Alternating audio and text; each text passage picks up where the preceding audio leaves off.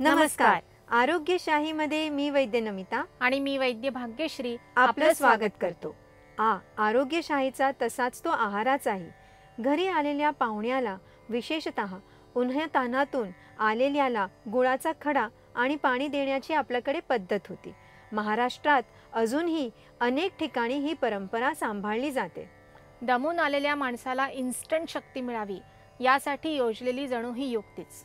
असंही किचन असो, देवघर असो किंवा आयुर्वेदाचं औषध बनवण्याची फार्मसी असो, या प्रत्येक ठिकाणी गोड म्हणजे मधुर रस 100% असतोच. देवाला दाखवलेल्या नैवेद्यात थोडी तरी गोड चव असतेच. आज आम्ही देवासमोर कारलं ठेवलंय असं कधी ऐकलंय का? इतकंच नाही तर श्री गुरु डॉक्टर बालाजी तांबे सांगतात त्याप्रमाणे एखादी दुःखद घटना घडली तरी जेव्हा 4 मंडळी एकत्र येतात तेव्हा त्यांना काहीतरी गोड पदार्थच दिला जातो.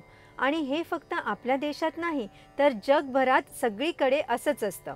हजारो वर्षांपासून या प्रथा विनाकारण कशा असतील नाही का?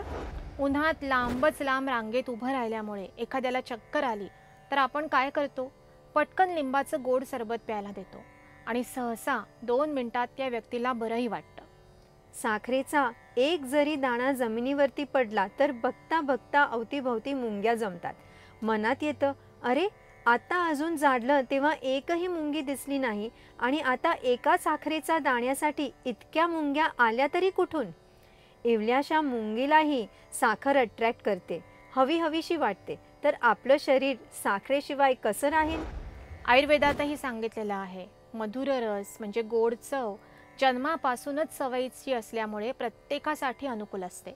7ही धातूंचं पोषण करते, ओज वाढवते, आयुष्य स्थिर आणि दीर्घ होण्यास मदत करते, इंद्रियांना आणि मनाला प्रसन्न करते, केसांना बळकटी देते, हाड सांधण्यास मदत करते, धातूंची झीज भरून काढते.